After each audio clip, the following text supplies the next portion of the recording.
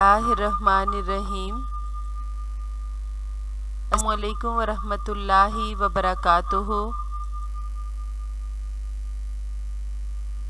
मैं आपकी टीचर बुशरा अरशद आपको 8th क्लास की उर्दू पढ़ा रही हूँ और आज हमारा लेक्चर नंबर है 4।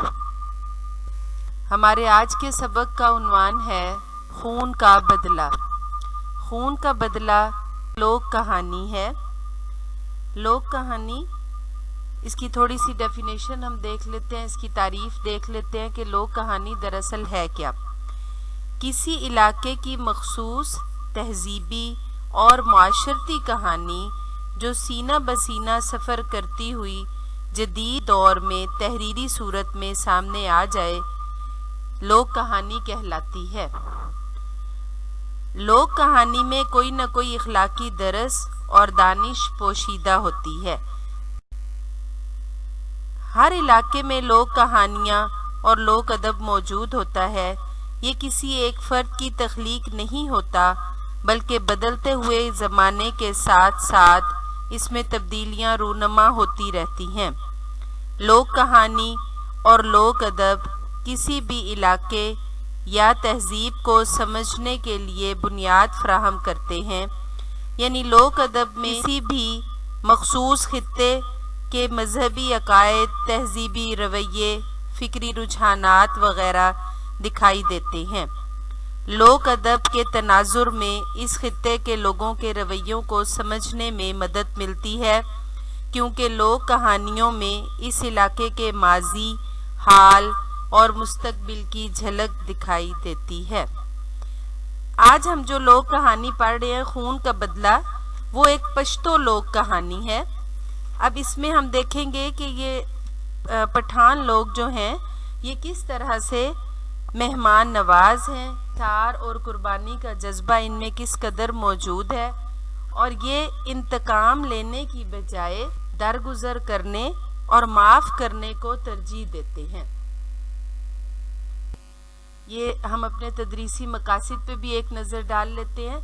आप देख रहे हैं कि इस सबक में सबसे ज़्यादा जो चीज़ सामने आएगी वो लोक कहानी है हमारी, और इसमें हम देख रहे हैं कि ये लोक कहानी जिस इलाके की है उसकी मुआशरत और उसकी मजहबी रिवायात और उसके लोगों के रवैयों की अक्कासी करेगी। ठीक है, अब आगे हम देखते हैं। चलें जी, हम ख़ास अल्फाज के मीनिंग्स देख लेते हैं। पहला लफ्ज़ है लथपथ। लथपथ आलूदा या खस्ता हाल या खराब हाल। हुजरा कमरा, निढाल थका हुआ, नकाहत कमज़ोरी, दीवानावार पागलों की तरह, लहजा ब लहजा, लम्हा ब लम्हा, मलाल पछतावा या गम, गाफिल बेपरवाह, बदबख्त बदकिस्मत, मुहलिक हलाक करने वाली, रफ़ा दूर, दस्तूर आइन या रिवाज, कारी गहरी, नदामत शर्मिंदगी, आरजू तमन्ना, इंतकाम बदला, और हसरत अफसोस, बिखरा हुआ सख्त गुस्से में। ये थे हमारे ख़ास अल्फाज।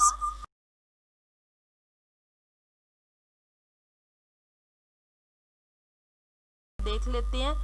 अब आपने बहुत तवज्जो और गौर से सुनना है।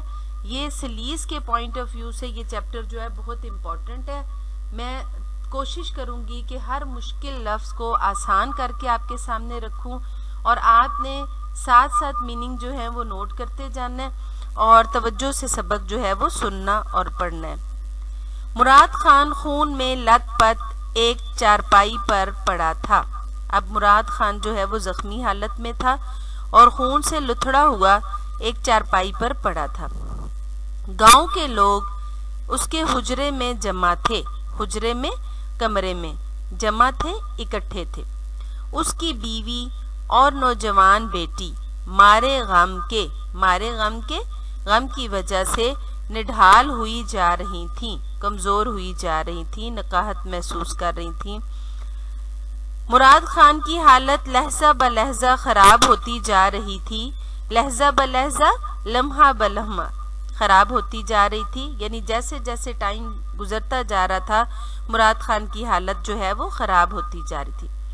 زیادہ خون بہ جانے کی وجہ سے اس کی رنگت زرد ہو گئی تھی، پیلی ہو گئی تھی، یعنی کمزوری بہت زیادہ ہو گئی تھی، بہت خون بہ گیا تھا جس کی وجہ سے اس کا رنگ جو ہے وہ پیلا ہو گیا تھا۔ وہ کچھ کہنا چاہتا تھا لیکن نکاحت کمزوری کی وجہ سے کہہ نہیں سکتا تھا۔ آخر اس نے بڑی مشکل سے ہاتھ اٹھایا۔ سب لوگ خاموش ہو گئے۔ اس کی بیوی اور بیٹی نے بھی ضبط سے کام لیا یعنی برداشت سے کام لیا۔ جو وہ پہلے رو رہی تھیں انہوں نے رونا اپنا بند کیا اور کوشش کی کہ مراد خان کی بات سنیں۔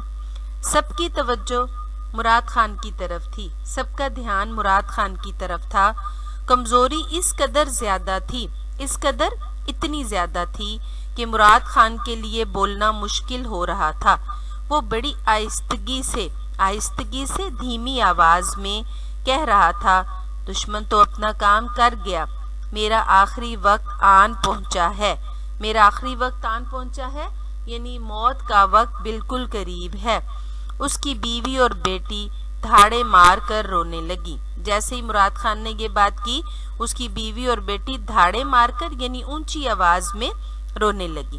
مراد خان نے انہیں اشارے سے خاموش کرا۔ اس نے کہا، میں دنیا سے ایک حسرت لیے جا رہا ہوں۔ حسرت افسوس یا ناتمام خواہش، ایسی خواہش جو پوری نہ ہو سکے۔ کاش میرا بھی کوئی بیٹا ہوتا جو میرے خون کا بدلہ لیتا یعنی جو میرے قتل بدلہ لیتا تو میری بے چین بے آرام روح کو سکون ملتا، چین ملتا۔ لیکن افسوس، اس کی آنکھوں سے آنسو بہنے لگے یعنی وہ رونے لگا۔ اگلا پیراگراف ہم دیکھ لیتے ہیں۔ اس میں دیکھیں جی، مراد خان کی بیٹی سپن گل یہ سن کر اپنے باپ کے پاؤں سے دیوانہ وار لپٹ گئی اور کہنے لگی، بابا تم غم نہ کرو، تم دکھی نہ ہو، میں وعدہ کرتی ہوں، میں عہد کرتی ہوں کہ جب تک تمہارے خون کا بدلہ نہ لے لوں مجھ پر چین کی نیند حرام رہے گی۔ اب بیٹی وعدہ، کیونکہ اس کی اولاد میں صرف ایک بیٹی تھی، بیٹی نے جب باپ کے منہ سے یہ بات سنی تو وہ پاگلوں کی طرح، دیوانہ وار پاگلوں کی طرح اپنے باپ کے پاؤں کے ساتھ لپٹ گئی اور اپنے بابا سے کہنے لگی، بابا تم دکھی نہ ہو، تم غم نہ کرو، میں تم سے عہد کرتی ہوں، میں تم سے وعدہ کرتی ہوں کہ جب تک تمہارے خون کا بدلہ نہ لے لوں گی، خون کا بدلہ یعنی تمہارے قتل کا بدلہ نہ لے لوں گی، تمہارے قاتل کو مار نہیں لوں گی، تب تک مجھ پر چین کی نیند حرام رہے گی۔ چین کی نیند، سکون سے نہیں سو پاؤں گی، میں تب تک سکون سے نہیں سو پاؤں گی۔ یہ بات سن کر سب نے اس کی ہمت کی تعریف کی، ہمت کی، طاقت کی تعریف کی اور مراد خان بھی سکون سے مر گیا۔ نیکسٹ دیکھیں جی، دن گزرتے گئے، وقت گزرتا گیا، مگر سپن گل اپنے وعدے کو نہ بھول سکی۔ اب وقت گزرتا گیا لیکن یہ نہیں تھا کہ وقت گزرنے کے ساتھ سپن گل نے اپنے باپ سے کیا گیا وعدہ بھلا دیا، بلکہ اس نے اپنے باپ سے کیا گیا وعدہ یاد رکھا۔ وہ اپنے باپ کے خون کا بدلہ لینا چاہتی تھی۔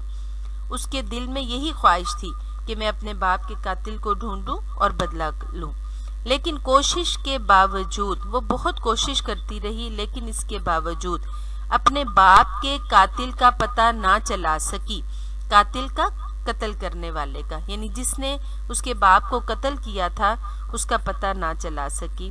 اسے صرف اتنا ہی معلوم تھا، وہ اتنا ہی جان سکی تھی کہ اس کے باپ پر کوئی شخص گولی چلا کر پہاڑوں میں غائب ہو گیا تھا، کہ کوئی شخص جو ہے وہ اس کے باپ پر گولی چلانے کے بعد پہاڑوں میں چلا گیا تھا، گم ہو گیا تھا، اس کے بعد اس کا نہیں پتہ چلا، اور لوگ اس کے باپ کو زخمی حالت میں وہاں سے اٹھا لائے۔ کسی شخص کو قاتل کے بارے میں کچھ بھی علم نہ تھا، کچھ بھی معلوم نہ تھا۔ سپن گل انتقام کی آگ میں جل رہی تھی، انتقام کی آگ میں، بدلے کی آگ میں، بدلہ لینے کے جذبے کی شدت اس میں موجود تھی. وہ بدلہ لینے کی آگ میں جل رہی تھی، لیکن قاتل کا پتہ نہیں چل رہا تھا. لیکن اس کے باپ کے قاتل کا، قتل کرنے والے کا کچھ پتہ نہیں تھا. وقت گزرنے کے ساتھ ساتھ اس کے جذبات میں کمی کی بجائے شدت پیدا ہوتی گئی، تیزی آتی گئی. لوگ اسے سمجھاتے تھے کہ تم نوجوان ہو، خوبصورت ہو، کیوں اپنی زندگی تباہ کر رہی ہو، برباد کر رہی ہو. لوگ کہتے تھے کہ تم یہ بات اپنے ذہن سے نکال دو، تم خود جوان ہو، خوبصورت ہو، کیوں اس کام کے پیچھے لگی ہوئی ہو، اس بات کو اپنے دل سے نکال دو. اپنے آپ پر رحم کرو، اپنے آپ پر ترس کھاؤ. مگر سپن گل پر ان باتوں کا کچھ اثر نہیں ہوتا تھا. بدلے کے خیال میں وہ سب کچھ بھول چکی تھی، فراموش کر چکی تھی، حتیٰ کہ وہ اپنی پیاری ماں کی خدمت سے بھی غافل ہو گئی تھی.